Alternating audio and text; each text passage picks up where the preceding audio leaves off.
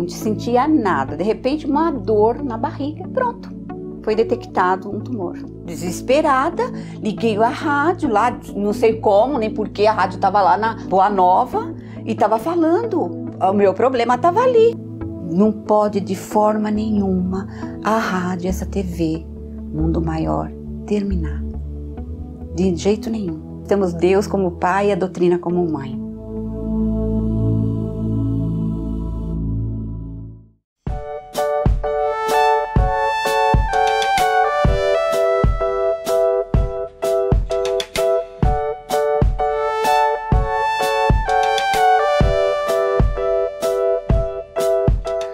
Olá, uma vez mais, aqui estamos com o programa Mediunidade Hoje, através da TV Mundo Maior. Como sempre, o nosso carinho, a nossa gratidão a você que acompanha e prestigia o nosso programa, como de resto prestigia toda a programação da TV Mundo Maior. Na semana passada, nós tivemos a oportunidade de falar sobre o livro Consolador de Emmanuel, destacando o trabalho extraordinário de Emmanuel no sentido de evangelizar. Como padre, Manuel da Nóbrega foi um grande evangelizador, um espírito que, ao longo dos séculos, vem trabalhando no campo da evangelização própria e no campo do auxílio àqueles que desejam realmente a iluminação íntima. Em nosso programa de hoje vamos falar sobre uma outra obra de autoria de Emmanuel, também editada pela Federação Espírita Brasileira, uma obra importantíssima intitulada Roteiro. Este livro, Roteiro, ele é de 1952. O livro Consolador, de 1940. Roteiro, de 1952. 12 anos depois. E neste livro, Emmanuel, ele analisa, ele estuda vários temas de filosofia, vários assuntos doutrinários à luz do Evangelho.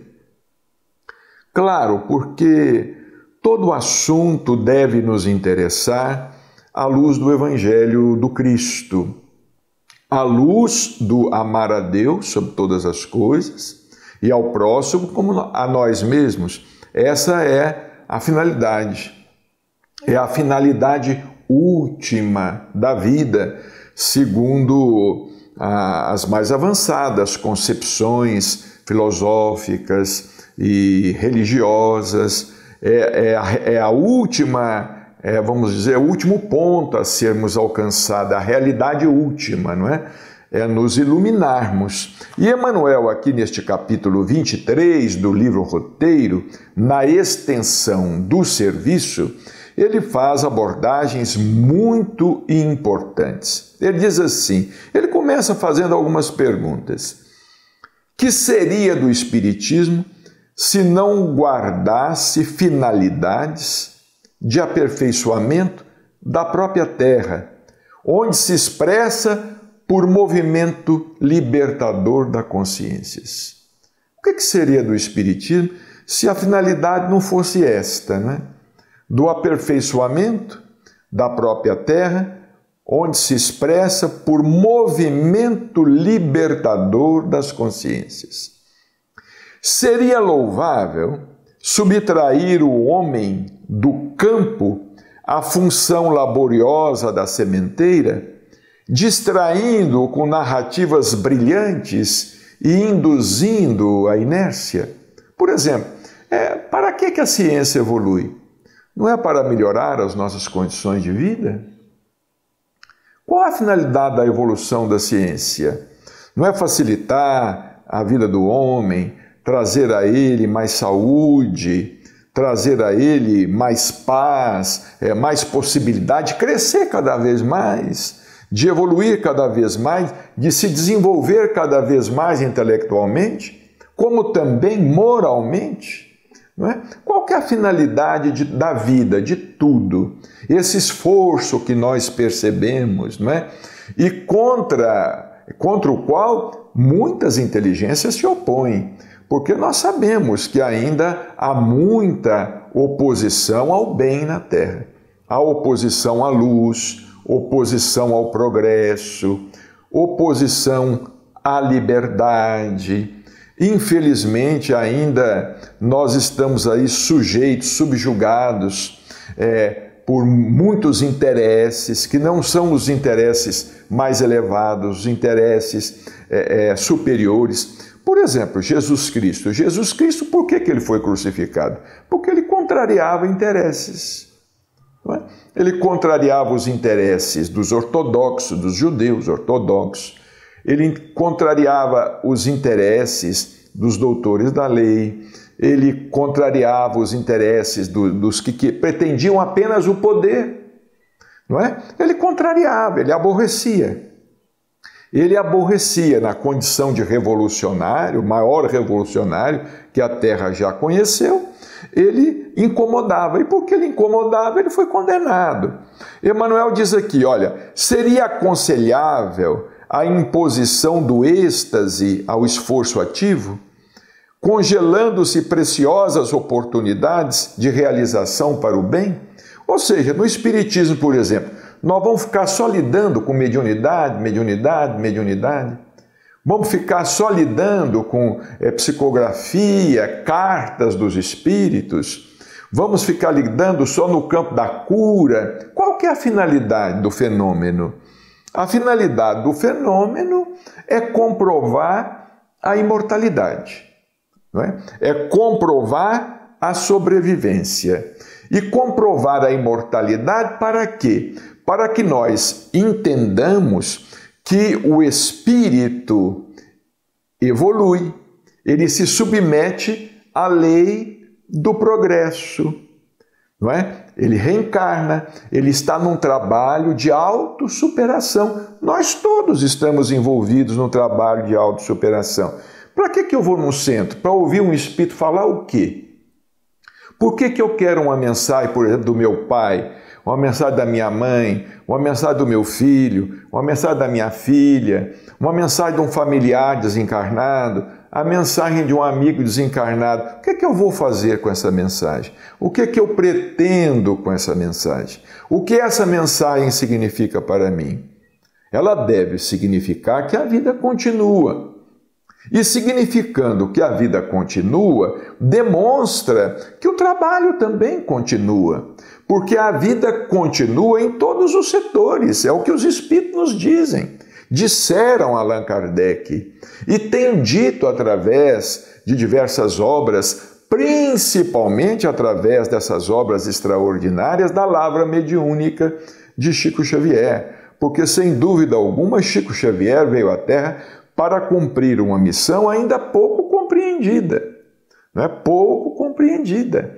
Talvez os não espíritas respeitem mais a Chico Xavier do que muitos espíritas o compreendam.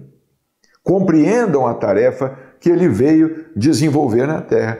E Emmanuel prossegue aqui, olha, mas se nos abeirarmos do trabalhador com o intuito de estimulá-lo ao serviço, auxiliando-lhe o entendimento para que a tarefa se lhe faça menos sacrificial e favorecendo a fim de que descubra por si mesmo os degraus da própria elevação, estaremos edificando o bem legítimo no aprimoramento da vida e da coletividade, não é?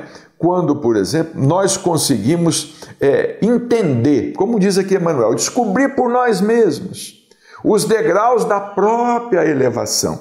Quando o espírito descobre isso, nada mais o detém. Quando o espírito chega a esse entendimento, não, eu sou imortal, sou um espírito em evolução e devo a mim mesmo o meu progresso. O meu progresso ou o meu atraso, eu devo a mim mesmo. Quando o espírito toma consciência disso, nada mais o segura, nada mais o embaraça. Mas enquanto ele não toma consciência disso, não é? Ele fica assim como alguém em cima do muro. Não é?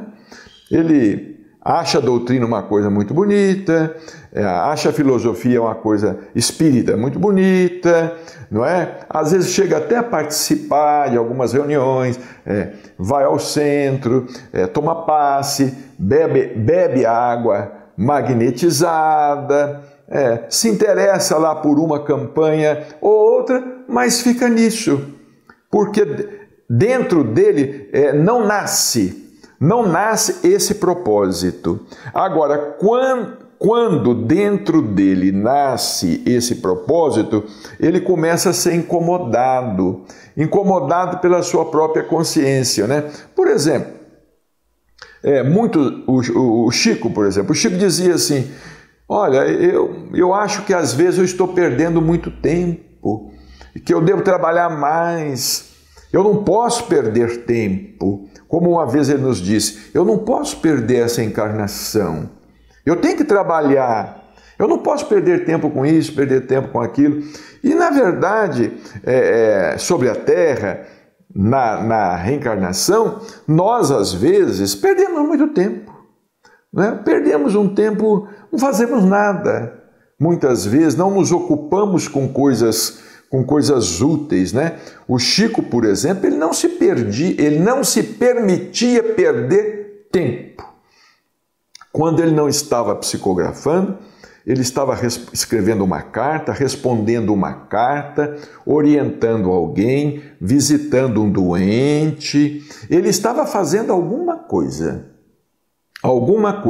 Ele estava cuidando dos bichos dele, dos cães, dos gatos. Ele estava fazendo alguma coisa. Ele não se permitia perder tempo. Voltaremos em seguida.